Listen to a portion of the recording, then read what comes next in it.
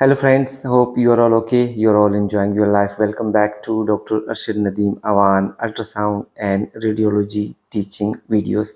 Today I am going to discuss about the benign bone lesion, and that is osteoid osteoma.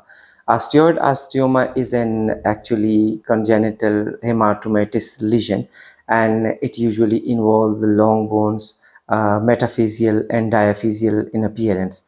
As far as the clinical presentation of this osteoid osteoma is concerned, it gives rise to severe pain, especially night pain, but the main symptom is it will be relieved by the aspirin, because osteoid osteoma releases prostaglandins, which can be relieved by the aspirin. So this is the one important point. Second important point is, in the adult it also causes osteoporosis, and in the children it may cause the overgrowth of the long bones. Normally, in 50% cases, it can be seen in the long bones, metaphyseal and diaphyseal presentations along with the periosteal reaction.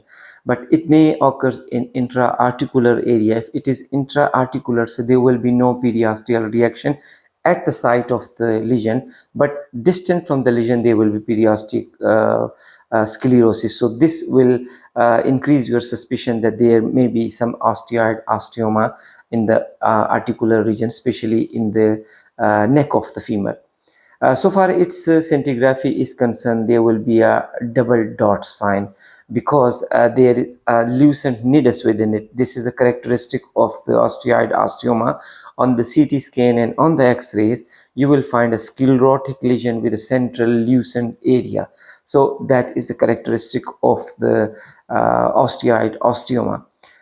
So how it will appear on the ultrasound imaging, not on the ultrasound imaging but CT scan on and on the x-rays.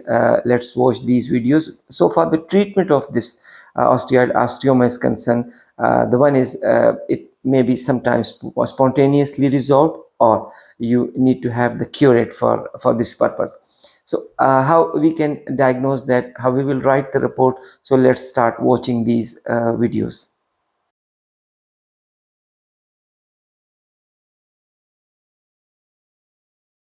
Osteoid osteoma is a benign hematoma which is affecting cortex mostly in 80%, also affecting medullary cavity, or sometimes it may appear superiosteally. It produces osteoid and woven bones. So this is the characteristic of osteoid osteoma.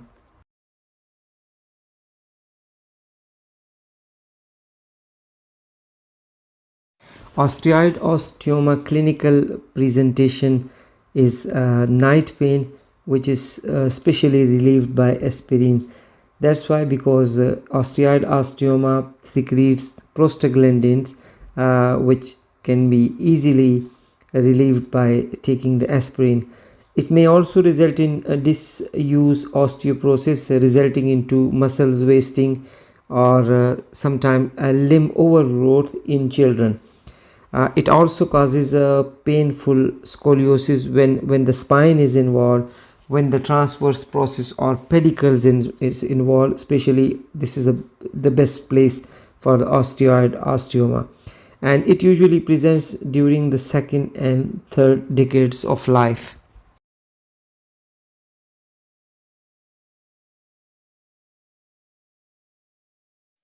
This is a radiograph of a mature skeleton, and here you can appreciate a well-defined sclerotic lesion in the diaphysis of the tibia, and having a characteristic feature of a lucent center, which is called as nidus. So this is a presentation of the osteoid osteoma on the plain x-rays, which will show surrounding slightly sclerotic periosteal reaction. A CT scan of the same patients here, and you can appreciate that is a tibia, and in the tibia, in the diaphysis of a tibia, you can appreciate a well-defined sclerotic lesion having a central nidus, and this is a characteristic feature of osteoid osteoma on the CT images. This is another example of osteoid osteoma, and in the view you can see two images, one of CT, another is MR, and this is a skeleton femur, and in the femur cortical region shows a sclerotic lesion having central nidus and central lucent nidus. This is example of the osteoid osteoma by CT scan and on the MR images.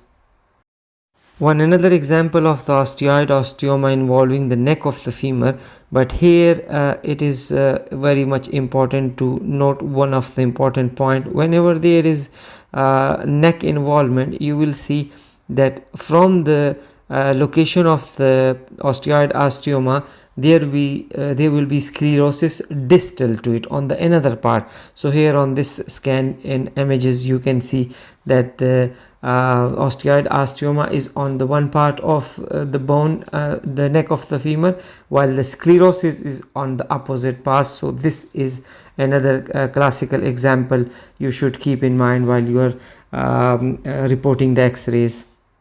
Another common location of the osteoid osteoma is the transverse process and pedicle of the vertebral bodies. Here you can appreciate that this osteoid osteoma has involved the pedicles of the vertebral column.